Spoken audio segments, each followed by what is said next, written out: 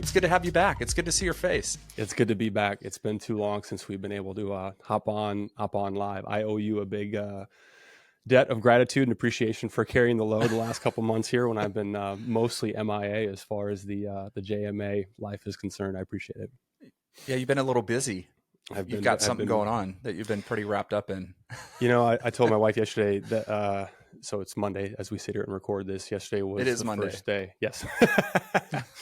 I mean, there was a time there the last couple of months where even just what day it was would have taken me a minute to come up with the correct answer. Right. But I said, this is like the first day I've been able to just exhale and just have a day where I lay around and get caught up. I haven't had a Sunday where I wasn't in the studio for at least 12 hours for at least 6 weeks. So it's been a ride, but excited to be back at it. Where do we start? You're going to share an idiot moment. Yeah, I did have an idiot. That's all moment, our outline Nathan. says is share idiot moment. I'm here for it. So, I'm ready. How's my hair look? Yeah, I haven't had a. Well, I have a hat on. That's why. No, I know, but you got glorious hair. I always wear a hat. You got a glorious head of hair. You shouldn't cover that stuff up unless it's not washed. Okay. I'll just assume that you haven't showered, but it's definitely washed. That's great. Yeah. Okay, my idiot moment. Moving on. So we have this thing in the United States during our holiday Thanksgiving on Friday. Thanksgiving falls on a Thursday, and Friday is a day called Black Friday. I think it's pretty much international for shopping. A lot of people will use Black Friday deals even internationally because you can get cheap discounts. But anyways, if you don't have Black Friday, it's kind of a marketing ploy for businesses to make a lot of money on a certain Friday. So I had been going through all my art websites and ordering places, Blick and Jerry's, and looking for art to order anything that's at a superb discount like canvas and stuff.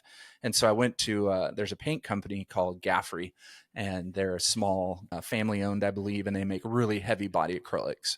And I'm a big heavy body acrylic guy, and I'm always looking for ones that are even thicker than the other ones I use.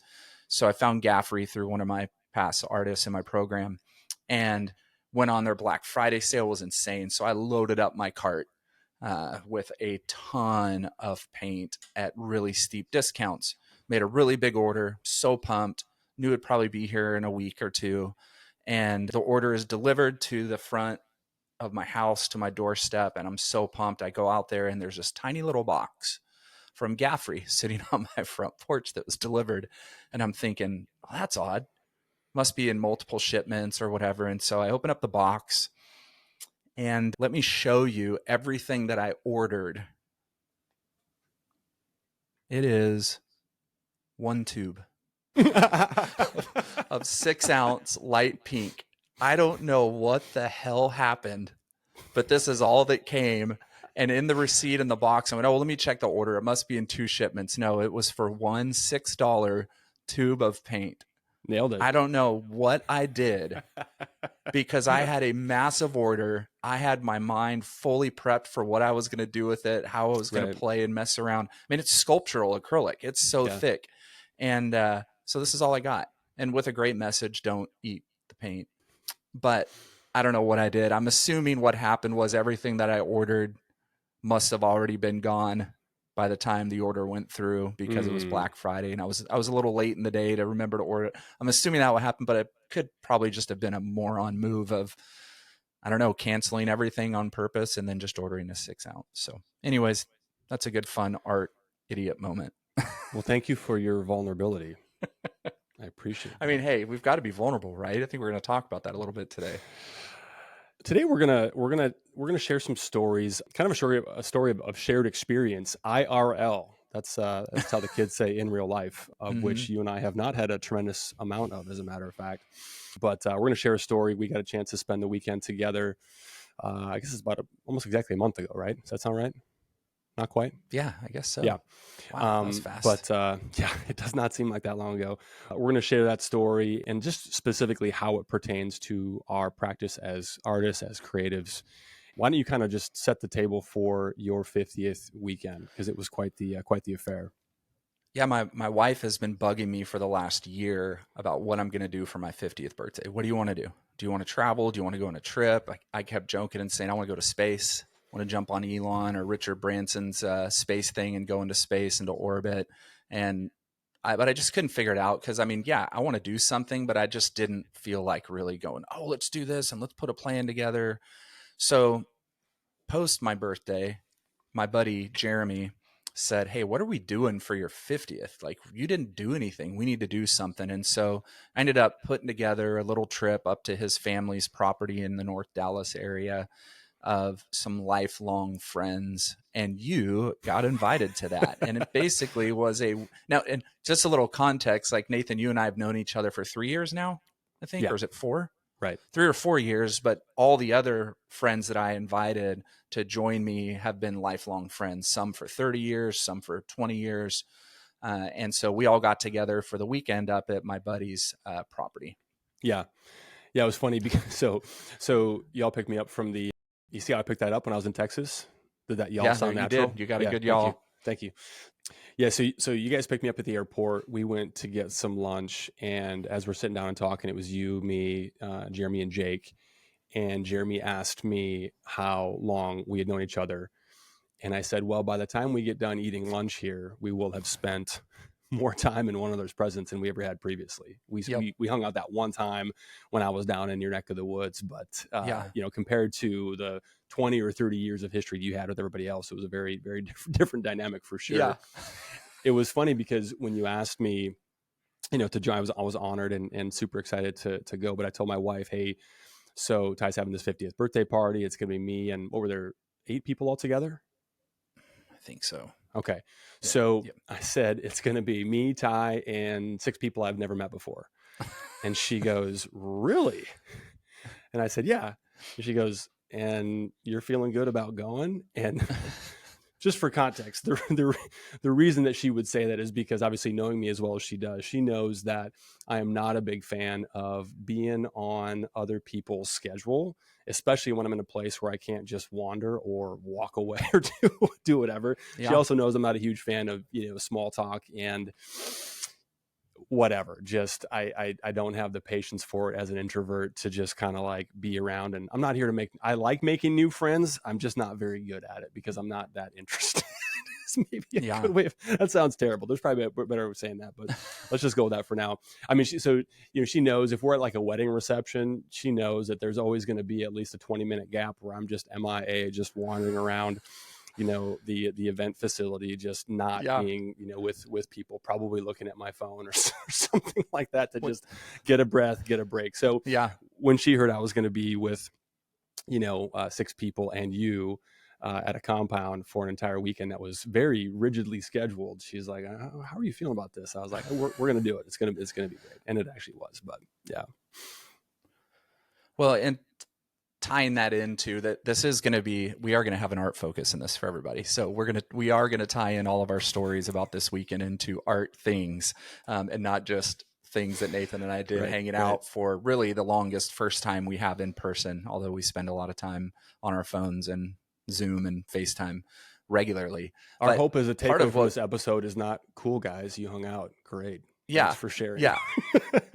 I mean, and there's such an importance. Like, I know we talked about this over the weekend, like just that importance of really feeling welcomed, because Yeah. here you are dropped in this new thing that nobody, you don't know what, you have no expectations. You don't know what's going on. Where are we going to be? Where am I going to be sleeping? What am I going to be eating? What's this like? Am I just out in the middle of a farm? Like, what's going on? There's all these things, but like that importance of feeling welcomed Yeah. is just such an important thing in life. And translating that to the art world, look, there's a great, that's a scary place when you don't know where you're going, what's happening, who you're going to be around, what you're going to do day in, day out. And you're just kind of going to go with the flow. And that's the art world. It's a Yeah. scary place. You You don't bet. know what to expect. We don't know what's out there. We don't know what's going on. And I think for any of you who are mature artists or who have been in the art world for a long time or have experienced the art world, I just want to add, please be very welcoming to younger artists or more inexperienced artists than yourselves, because you should remember how hard it has been for you to get where you are. And so just being welcoming with advice, with knowledge or wisdom to younger artists is just incredible. And man, when you see that new artist at an opening that you've never seen before, those new people or somebody that just keeps showing up, but is kind of standing against the wall. I can't tell you how incredible that feeling is when you feel welcomed into that circle or into that room or into that group of people. It can do wonders for somebody. Absolutely. There's a really great quote by the fabulous poet and author Maya Angelou, and she says, "People will forget what you said. People will forget what you did, but people will never forget how you made them feel." That's that's powerful. That's a pretty beautiful quote, because you know what? I remember every single person that treated me like shit, that used me, that abused me, right? Right. They're on a specific level. Yeah. But I also, man, I have true, really formed emotional bonds to the people that just made me feel incredible and welcomed and appreciated. And it's pretty easy. It doesn't take that much to make somebody feel welcome, to make somebody feel Mm-mm. special. And considering that wherever any of us might be at, someone, if not a whole pile of folks, threw down the ladder at some point Yeah. to help, to Yeah. make us feel welcome, to give us a piece of advice. I don't need to get into the story for today's purposes, but I'm dealing with a challenge I've never encountered before, Yeah. and I had a chance to reach out to some folks that I was connected to from Clubhouse back when that was a thing around the COVID times, and just those connections and friendships that were made and that continue, and just reach out for, hey, need some help with this. Has anyone encountered this before? And getting multiple responses, from folks pointing me in the right direction and helping, the way that they were able to, is just huge. Yeah. It's just having those, but again, point being, it doesn't take much to respond. It doesn't take much to make people feel welcome. It's actually pretty easy. Well, and just a reminder, we've talked about this at length in our episodes. Your network is so vital and massive for you in the art world. You have Yep. to have a network, and you need to Right. be constantly building your network and expanding that network. And so, Yeah.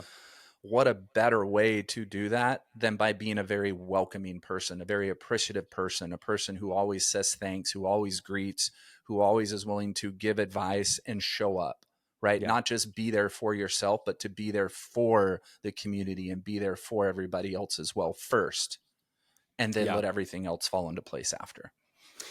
And I think you think about what it takes to really, make connections with people, getting to our topic for today. But when we are willing to be vulnerable, when we're willing to just put ourselves Yeah. out there and ask for help, that's a big part of it. Yeah. You may have your antenna up and recognize that artist who's over in the corner by themselves because they've got some paint on their shoes and look like they're uncomfortable, Yeah. but you may not. So it may be incumbent upon us, that person, to get out of our comfort zone, go up and say hello, be vulnerable enough to say, hey, I don't know anybody here. Yeah. What's your story? Right. And that's, Yeah. I would say you're more extroverted. So and having now been with you in social situations, you're much better at this than I am. It's not in my wheelhouse. Like it actually is really uncomfortable for me to do that. Yeah. Not because I'm not confident in conversation or, whatever, but it's just not it's not my default. Right. Yeah. I'm not out in the world trying to make new friends. I have to think about it. I have to actually, work at it. And so vulnerability really does create connections. And when we have those connections with just one, back to the networking idea, just Mm-hmm. one person in the group, that connection extends to everybody else in the group. And Yeah. that's kind of what got me thinking about sharing the story from the weekend for the podcast here, is like, back to the story when I told Nikki about the weekend. I said, look, I don't know anyone else, but I know Ty, and I know that he's the type of person that if they're still in his life at this point, at 50 years old, It likes to kick, stretch, and kick. I'm 50 years old. when you've known them for 20, 30 years, if they're cool with Ty, they're going to be cool with me. Right. And I just trusted on that and showed up. But that shared connection, it just bridges the gap. It makes new bonds easier to form because you have that sort of, what's the word I'm looking for? You've been vetted. Sure. In a way. Yeah. Right. And I think that, of course, I'm assuming too, like their trust of me being, whatever, worth being there was an extension of their trust in you as well. Yeah. I hear this. I hear two things from artists on a regular basis. And I spend a lot of time talking with a lot of artists and Yeah. networking and having these conversations. And number one is I'm so afraid to go to openings because I am Mm. introverted Yeah. and I'm afraid of having to talk. But I Hmm. know I need the network. So I'm going and I'm just standing on the wall Yeah. and I'm just watching. Right. Right. So that's number one. The second story is from the artists who are consistent in that going, I just made the three best friends I've ever had Yeah. as an artist. Hmm. And we're meeting every week and we're doing studio visits and we're going to coffee and we're having drinks and we're talking Yeah. art. Yeah. Those are the two things I hear from artists more than anything. Number one, I'm afraid. I'm really, really afraid to go. Uh, but I'm going because I need something. I need Right. other artists in my life. I just get what I don't even know. I need to learn. I need my nephew to teach me to hand gestures on my phone so that I don't get the pop-up gifts all the time. Is that your phone or is that our little It's my Riverside phone. I just platform had here? Okay. balloons. Yeah. But those are the two main things. I'm Well, hold on. afraid. Just a great reminder that Yeah. if you're just listening to us and you want to see what we look like when we talk for whatever reason, we do post these videos Yes. on YouTube as Spotify and well. YouTube. Yep. Yes. Yeah. Oh, that's right. Yeah, Spotify as well. Yeah. So and that's just going back to be welcoming. Yeah. If you keep seeing a face and there's never anybody around them, what if they're the next big art star? What if Yeah. they've got this fantastic studio? What if they want to share a studio with you? They've got room. I mean, the things are endless, right? It's artists. We all have the same thoughts, ideas, things in our head all the time. So it may be your next best art friend standing there that's just afraid to be the first person to say hi or do Right. something. So engage people and be vulnerable, right? Like you said, vulnerability creates connection. Be vulnerable and just go, hey, what's up? See you here all the time. You Yeah. must be an artist or an art Yep. lover or a Right. starving collector. Who knows? You don't know. Yeah. Mm-hmm. Any So go. yeah, I did just a few weeks ago. I did 2 studio visits locally with 2 artist friends, newer artist friends over the last few years. My friend Jack Bauer, who is a local artist in Waco from San Francisco. He was at the Art Institute San Francisco. He was around with a lot of those abstract artists that were in San Francisco in the 60s. Oh, cool. Wonderful stories. But we did a studio visit, looked at his sculptures, looked at his paintings at his studio here in Waco. And it was just such a beautiful time, just being vulnerable, discussing work. Hey, what do you think, Ty, about this stuff? What direction do you think I should go in?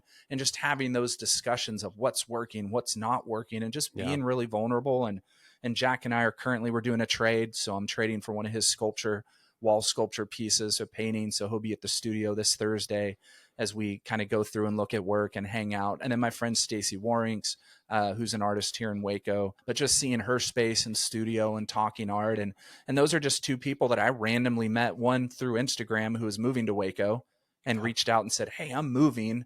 I've followed you for a while. Would you be willing to hang out when I get into town? Yeah. I'm always like, yeah, absolutely. Let's meet up. And then Jack, we met, we were both in a show at our small museum here in a group show. And he had Very a couple cool. sculpture pieces. And then we met at the show and hung out and talked. And we've hung out a few times. So that's being open and welcoming. And then it creates just valuable connections that can last a short time or that can last a very long time. Yep. He must have had some cool stories about saving the world multiple times. Also, Many. yeah, little 24 reference for the. That's a 24 reference. That was Sutherland's character's name, wasn't it, in that show? Yep. Jack Bauer. Jack Bauer. Okay. Yeah. All right. Uh-huh. Yeah, I mean, I can think of a bunch of examples as well. I was at an art. Oh, what is it called? Art crawl. There it was a few months back, and actually ran into a couple people that listened to the podcast and had recognized me. And recently, I had a studio visit with one of them, who's now a mentee of yours, Hallie, and she brought, gosh, maybe 5 or I think there were maybe 6 of them all together, and had a lovely studio visit, great conversation. It's just fun, right? It's fun to make those connections. And it's fun to have conversations about art with other artists. It's just cool, Yeah, right? So absolutely. the more of those we can have, the better. Yeah. For me, as an artist, vulnerability is something that, we've talked about in multiple episodes. There's just a depth. There's a depth that I really try to focus on in my work that's based on memory. And part of memory, there's a lot of vulnerability to share things that are very hard to share, that maybe you don't want to share just on a microphone. And so you share Right. it through your work or on Instagram, Yep. whatever. And so part of something that I love to do with my friends is I'm somebody, if you know me, I like to go deep. If you've been mentee in my program, I like to go deep. I like to get to the heart of the individual, the heart of their life, the thing that drives them or the thing that upsets them and those things. And so one of the things that we did one of the evenings together after we sat around and ate in the barn, we started talking about, I phrased two questions, and they were, what was something that was extremely beautiful in your life this past year? And what was something that was really difficult for you in this last year? And the group of us, this is a group of men. This is something that I preface with, as men, we really struggle with vulnerability and getting deep, especially the older we get. And so I really wanted to give an opportunity for us to just go really deep as a group of men and just talk about life. And I think something that happens in that can also happen with our art is when you do go deep and you are very vulnerable, you're opening up the audience to also reflect on the depth of what you're asking or what you're saying, and cause them to really go back and think about those things deeply. And I think there's something very special in those moments as human beings to really get to the heart of another, really get to the soul of another and go really deep. There's something meaningful that lasts. It's not something temporary. Right. This is something that lasts, right? And there were a lot of tears. There's a lot of laughter. Like there was some real deep emotional things happening as we shared those moments Yeah. from our lives over the last year. And I think it brings an instant connection to the group. It brings an instant like depth of, oh, if you're willing to go deep, then I'm willing to go deep. And I think Right. that's something as artists that we should really be thinking about in our studios with our work too. And I know we've talked about that in a lot of episodes, but I think it's something to continually bring up and discuss many times, because it should be the heart of our work. Yeah. And there's a component of intentionality around that, for Yeah. you to have thought about those questions in advance. A lot of those things come up organically anyway, sometimes, but Mm-hmm. because you were intentional about considering, all right, what are the deep questions that I want to get into with this group? When we ask deep questions, we're way more likely to get deep answers. And that applies to interpersonal Yeah. relationships. It also, of course, applies to our work. So the type of questions that we're asking to others and to ourselves as it pertains to the work is absolutely going to determine the depth of answer that we get. And frankly, that is going to lead to a more interesting and engaging answer, a more interesting and engaging conversation. Again, whether it's between two people or between our work and anyone who might be looking at it. Well, I think this is a great comparison, right? Of humanity and art. Like, what do we want more than anything as an artist? We want a true connection with the audience. Mm-hmm. We want the audience to see our work, feel something, Right. want something, walk away with something, continue to think about that piece, maybe take the chance and buy it because they love it so much, right? One of my good artist friends, Audrey Chaw, we were talking this last weekend, and she bought two pieces at an opening the other night. And it's a financial sacrifice, Mm-hmm. but she loved those pieces so much. They hit her so hard. She could not leave without them. Like literally couldn't leave without them. So she took the financial risk and she bought the works. Yeah. That's what we as artists like dream of, those moments. But what is the complete comparison of that is we as humans also want those moments with other human beings. Yeah. We want to leave impressions that last. We want to feel that reciprocal love from another human being back to us because of Mm-hmm. how we are or how we act or how we respond to them.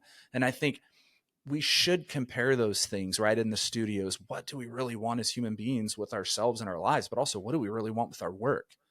And I think that radical vulnerability and that welcoming spirit and those things should go hand in hand with our work. And I love this quote from Van Gogh. He says, I feel that there's nothing more truly artistic than to love people. Hmm. And I think that does go back and forth with your work too. Yeah. If you're really putting that same attention and love into your work, something's going to happen. Something is going to happen with the audience. Well, and that vulnerability is such a cheat code when it comes to accelerating the connection just exponentially in real time. Yeah. You think about the difference between surface level small talk. What have we really learned? I mean, apart from that, the other person also speaks the same language as us and is doing good and lives over here and has a job over there or whatever it might be. That the cheat code that is vulnerability, it really does accelerate those connections so quickly. I mean, I think about, probably the most extreme example is, for me, has been my experience with recovery and with the 12 steps. I have Yeah. had intensely intimate connections with people who I had never met before, and in some cases never met again. If I'm Mm. traveling out of town, I go to a Yeah. meeting, whatever it might be. But because we have that shared experience, because in this case, my life depends on my willingness. And I learned that early on. Like, if I'm not willing to really share what's really going on right now, I have no chance at staying sober. And Mm. when we go first, right, the shared connection, that common bond that we have, whether it's, what I was just discussing, or whether it's, our path as artists, that's a very specific thing. Yeah. A non-artist is never going to be able to relate to certain challenges, certain feelings, certain Sure. experiences, like somebody who is also in this crazy game of art, like not even Yeah. close. Right. Right. And so being willing to share, like, hey, I'm dealing with this. Have you ever experienced that? The takeaway I think here is just going first, leading with, Yeah. like, hey, and being okay with not looking cool, being okay with, like, not looking good, and with betraying the fact that you might not know what you're doing is kind of a Yeah. necessary component to that, right? Because if we Yep. lead with sort of this contrived air of, like, I got it all going on, I got it all figured out, when of course, we don't, it's not going to get us anywhere. There's nowhere to go from, like, hey, I got it all, Yeah. I'm good, right? There's nowhere to go from there. If that's what I start with, you're like, cool, good for you. You know what I mean? Yeah. Well, and that's that human connection. Right. That's the most important thing in art and networking as an artist, is Yeah. having those human connections. So many books talk about the artist who is still sitting in their garage making art 50 years later. Mm-hmm. They've never gone out and made human connections outside of the studio. And there may be a Van Gogh, there may be a Helen Frankenthaler that the world will never see. Right. Right. Because they were too afraid or had too much fear in front of them to actually go form some of those human connections that Yeah. can actually get their work and their career out there. And man, and that's the thing today. We have Instagram today. That's a great way to start forming some of those connections. Reach out, say hi, talk to artists, comment on their work regularly. I mean, it's the tool. I Yeah. was reading today in a book this morning that Magnus, what's his last, Magnus, right? What Resch, Resch. Magnus Resch's Mm-hmm. book, and he was talking about, he was watching big gallery owners after meeting with other artists. Yeah. And the first thing they did when that artist walked away was get on their Instagram page and look. Mm-hmm. Think about that connection. Like, the first thing that some of the biggest gallery owners were doing was getting on Instagram right after they talk to an artist or meet an artist and just looking at their feed. Yeah. So we have this connection that we can use to connect with other artists, especially, and I talked about this with some friends this weekend, when you're in a really small town. Yeah. When you're not in an art city. When you're not in New York, you're not in LA, you're not in Chicago or Paris or Berlin, right? Or London. You're not in the major art cities, and there just aren't a lot of artists around. You're going to have to figure out a way to meet some. Right. If you want to build that connection and build that network. And Instagram's a fabulous place to start.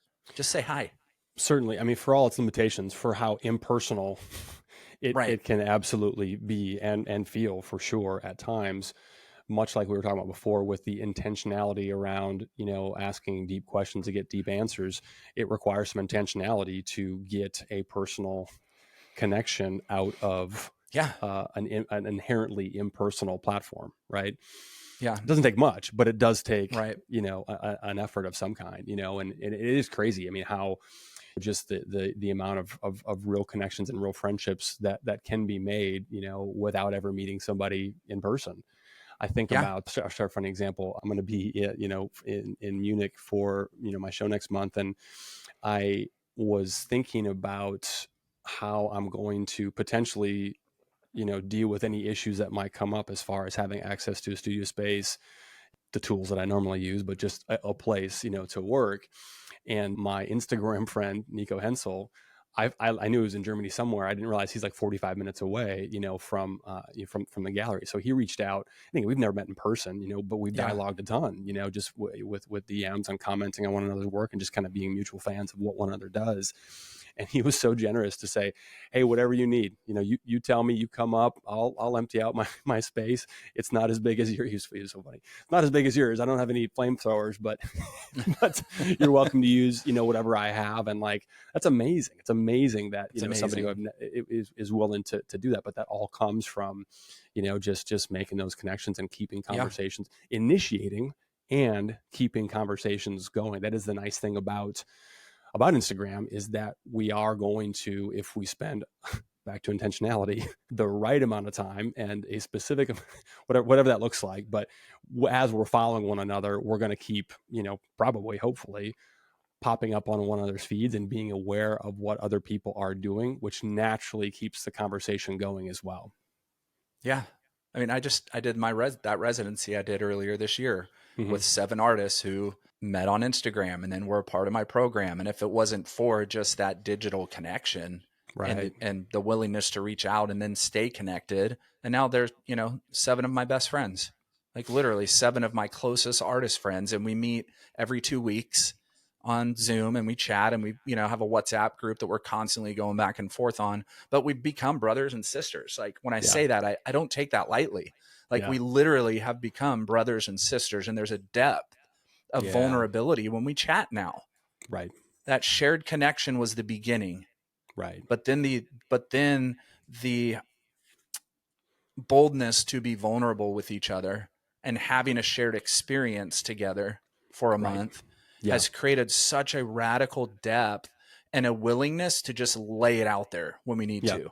Right. And just be totally honest. Yeah. And, and usually the answers are like, "Oh my gosh, me too. Thanks for, I'm there too." Right. Or, "Oh man, I was there last month. This is what I did to get through it." Or, I don't know. It's just created a beautiful, beautiful thing. And just, but if it wasn't for people just reaching out and starting a conversation to begin with and taking a risk, then it wouldn't have happened.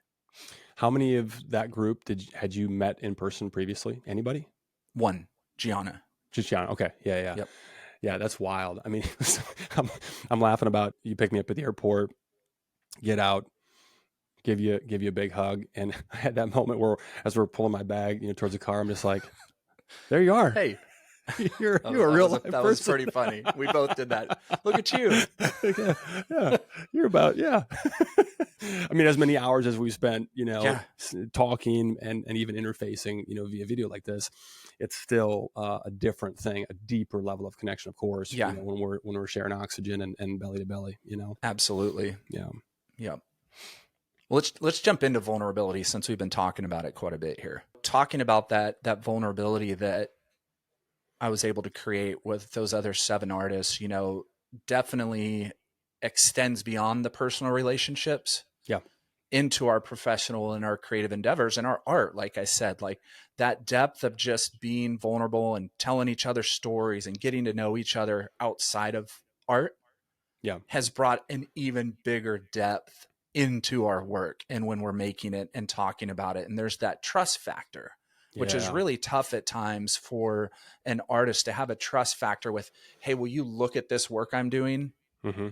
Hey, will you tell me what you think?"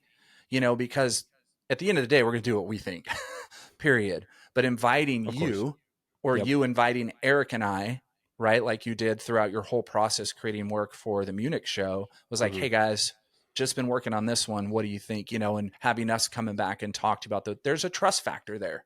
For sure. You're showing unfinished work. You're showing direction before it's been really worked out in your head, just to get some feedback.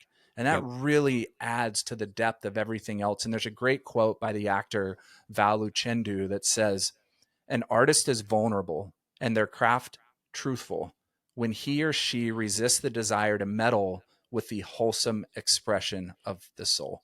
I'm going to read it one more time. Hit it again. An artist is vulnerable and their craft truthful when he or she resists the desire to meddle with the wholesome expression of the soul. I love that. I love a lot about that quote. The part that really jumps off the page to me about that is the desire to meddle. You're resisting the desire to meddle with the wholesome expression of the soul, because it implies, and I agree with this, that we have an inherent resistance to vulnerability, which makes sense because by definition, we are exposing ourselves to potential criticism, rejection, fill in the blank with however you want to end that, but things that we have from birth been programmed to avoid, specifically avoid, right? You think about the conditioning that we get as kids in school and trying to fit in and trying to avoid rejection and how deep those imprints really are, right? So let's get a little vulnerable here, Ty, and talk about, like, what do you think for you? What is it? I'll go first. I just talked about going first. I'll go first. But what keeps me from being vulnerable as a human being and in my work is just fear of being exposed. Not looking good, not looking cool. I was not a cool kid. I mean, back to talking about grade school, talking about growing up, definitely was not a cool kid. Was an outsider. Didn't feel like I fit in. Probably, I think I'm seeing, let me imagine it. Yeah, I'm seeing a lot of heads nodding here. It's not just me. Okay. So I think that imprint is still there, while I have worked to, get over myself and get over that, like, need to, like, feel like I'm all put together, to kill the perfectionism that prevents authentic expression. But that's it for me. That is number one with a bullet. The thing that the desire to meddle with that wholesome and authentic expression for me is just the fear of not looking good, the fear of exposing the fact that I don't know what the hell I'm doing. What is it for you? Man, I mean, this quote goes, if you haven't listened to the last episode, go listen to the last episode, because I read a section from Letters to a Young Poet by Rainier Maria Rilke. And this is really kind of the heart of what I read, because the poet who is writing Rilke letters and asking for advice is meddling with the wholesome expression of his soul. He's completely meddling, and Rilke is calling him out on that and saying, stop looking outside, stop messing with your soul, dive into the deep moments, quit looking around and asking all these questions outside of yourself. Like, stay focused on you. And I think for me, I'm such a perfectionist with my work that I think I get really scared to put something out there that I don't feel 100% is right. Yep. And so I really struggle with that big. And sometimes that stops me from getting started. Yeah. Because I don't have the idea fully flushed out in my head yet. And so I really start to kind of meddle with things rather than just going, hey, I know what I'm feeling. Let's go ahead and go. Let myself take me where it goes. Instead, I plan, I prep, I plan. And then I wait, and then I wait, and then I wait, and then I start. And I think, I probably only share 25% or less of what I make. I think I would say probably, as I went back through things like to the public, I hold a lot back from Instagram, from YouTube, from things like that. And I started to think about that the other day, because I think it might've been Gianna or somebody that had said, oh my gosh, I love these pieces. No, when she was here at my studio a few months ago. And there were some pieces that I was like, yeah, I don't know if I'll, and she's like, oh, what, are you kidding me? I love these. Yeah. And I'm like, I don't know, and she's somebody I 100% trust her eye. Literally, I'm like, if you say it, I believe you. Yeah. She's just somebody I have that trust factor with. And I think I sat back and I'm like, why am I so afraid to put that out? Yeah. What is it? Well, is it because it's just not in line with where I'm trying to go right now? Is it, what, but there's a fear there with me. And I think it's because maybe I'm not feeling like it's perfect, which art's never going to be perfect. It can't be. It's not going to be. And I actually love non-perfect art, but there's something with me that really wants it to be, in my eye, so comfortable, so perfect before I let it out the door, that I think at times it really holds me back. Do you think that that fear comes from the work not being good or true to what you're trying to say? Or is it more a product of fear of how it's going to be received or viewed within the context of what you've done previously?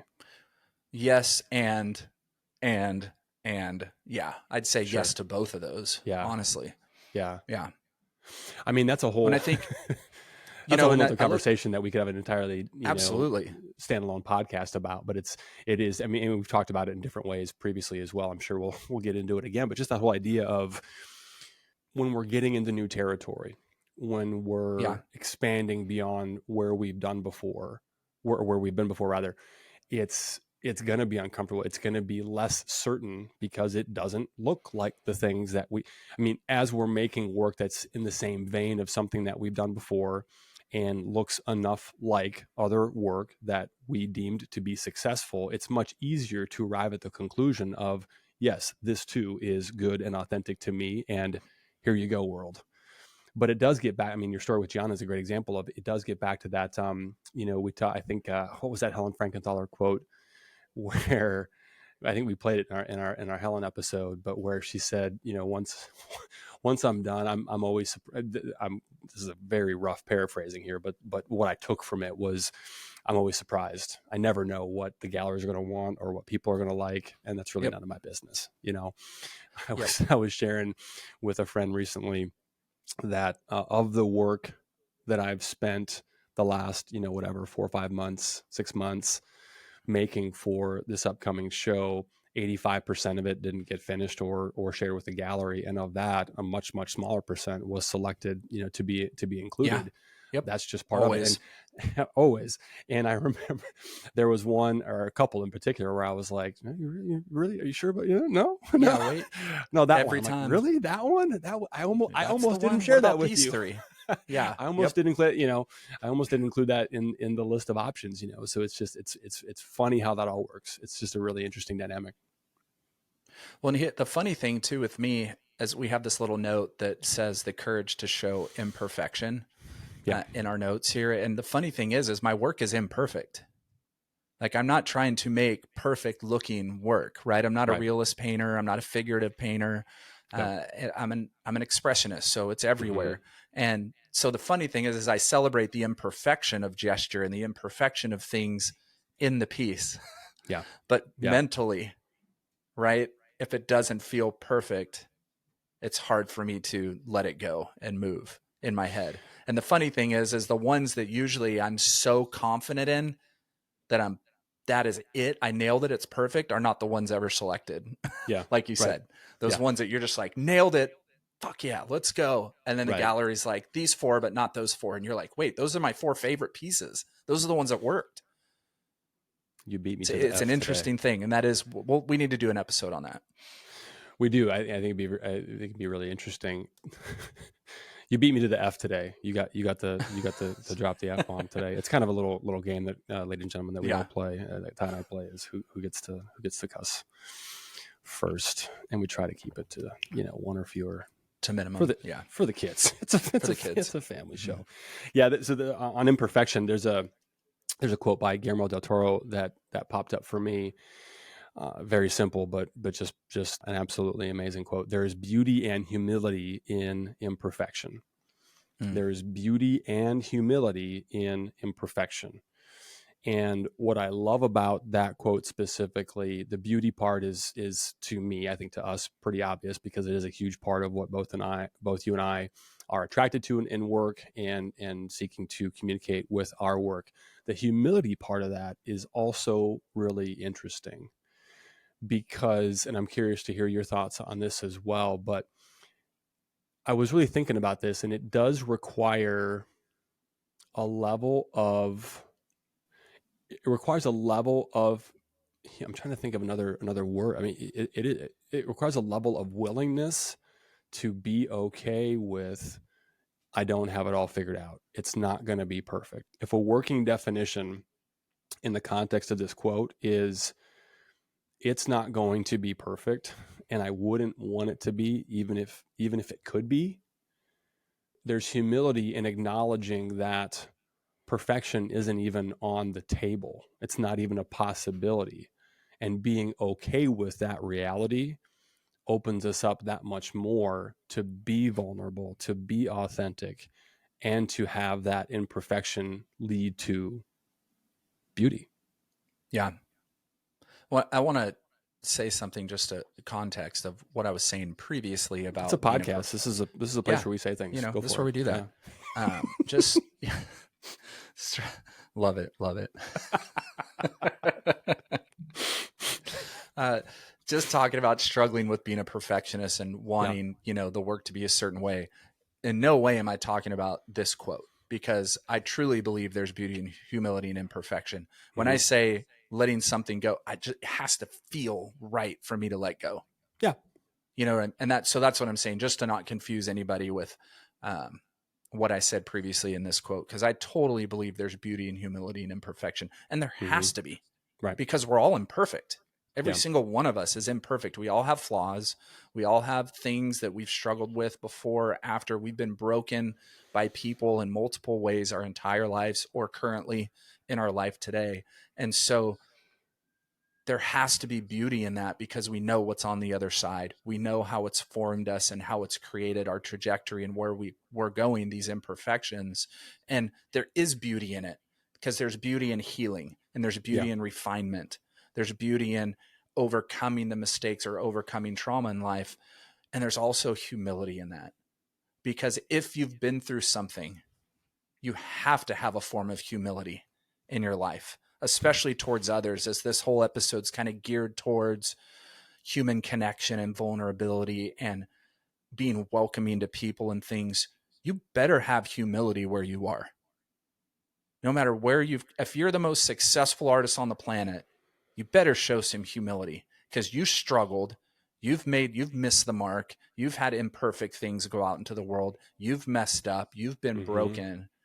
And there's nothing that pisses me off more than people who do not live in humility, that have gotten somewhere through tough things and have achieved more than others. There's nothing that drives me more crazy than those individuals in life. So just operate with beauty and humility, because you've been through it. You've gone somewhere. Welcome the young artists. Give advice. Don't ignore every comment on your Instagram page from young artists that are asking you questions. Why can't you share what you use? Why can artists not share, this is the material I'm using to get that? What's with that? Show some fucking humility. Honestly, it drives me crazy. I see artists who have massive followings that are looked up to. And I'm not talking about the big artists who don't run their Instagram pages anymore. I'm talking about artists that have built a big following, that are doing things. They've got all these comments coming through from artists asking questions, and they never respond once. Yeah. It just pisses me off. I don't understand it. Give something back, damn it. I don't know, it just drives me crazy. Anyways, why don't you read our yes. Let's go to the next quote by the fabulous Georgia O'Keeffe. This is incredible. I've been absolutely terrified every moment of my life, and I've never let it keep me from doing a single thing I wanted to. Hell yes. Georgia. Wow. Yeah. That's a pretty freaking great. That's a badass quote. It's a badass quote. I mean, it's supposed to be scary. Yeah. I mean, absolutely. The fact that you're scared is an indication that you're trying to do something real, that you're trying to do something big. Yep. You think about the only time that fear wouldn't be, or an element of it wouldn't be, at least an ingredient in the mix, maybe small, maybe large, is if we were doing something that we had done before the way we had done it before. Yeah. I mean, perfection for sure requires precision. It requires repetition of the same thing. And there isn't a lot of fear in that because it's just rinse and repeat. Yeah. I mean, anything that actually does qualify under the definition of perfection, it is very precise. It's very specific. It is exactly the way it was intended to be. And while there is certainly room for perfection, while there's certainly there's certainly things that we would like to work that way, we prefer for the engines in our vehicles or whatever to work the way that they're supposed to. There's precision in that, but it's not interesting. It's the same Yeah. working version of a million others that are exactly like it. And polished perfection isn't interesting. It's not unique. There's nothing authentic about it. It's just another one of those things. And, Yeah. who cares? So that's kind of the takeaway of that for me is like, and again, back to one of our core talking points again and again and again. That's why we go back to these quotes of the greats like O'Keefe, and we hear her say, I've been absolutely terrified every moment of my life. Awesome. Me Yeah. too. And I've never let it keep. That's the difference. Yep. So starting from a place of, all right, we're all terrified. We're all scared. We're all going to experience a version of those emotions. Great. The difference between people that do it and don't it's just doing it in spite of that fact. It's not getting Yeah. over that fact. It's not, the goal is not to get to a point where we don't experience the fear anymore, because that's probably not possible anyway. The goal is to get to a point where we acknowledge that we are absolutely terrified and we boldly move forward anyway. Yeah, absolutely. Well, and my buddy Stephen Pressfield says in The War of Art, he talks about how if you have a massive fear about starting something, it's probably because you're supposed to start it. Yeah, that's how you know. That's how you know. When you're scared shitless, it's time to start it. It's time to go, move that direction, do it. So as we begin to wrap up, let's read a quote by Brené Brown that I think really kind of encapsulates most of what we've been talking about so far. She writes, staying vulnerable is a risk we have to take if we want to experience connection. Staying vulnerable is a risk we have to take if we want to experience connection. Your thoughts? You're not going to experience connection if you're not. Because, and we're not talking vulnerable as far as let me share my life story and everything I've been through right off the bat, right? Right. No, Right. Sometimes vulnerability is literally just like, hey, see you here all the time. I'm Ty. Yeah. Are you an artist? You just here to see art? I mean, that's for some people, that is radically vulnerable, right? Sure. For you, Yeah. right? To just sit at a table with a bunch of guys you don't know. And then all of a sudden, oh, it's my turn to answer the question about what's the most beautiful thing in this. Oh, crap. You know what I mean? That's very vulnerable.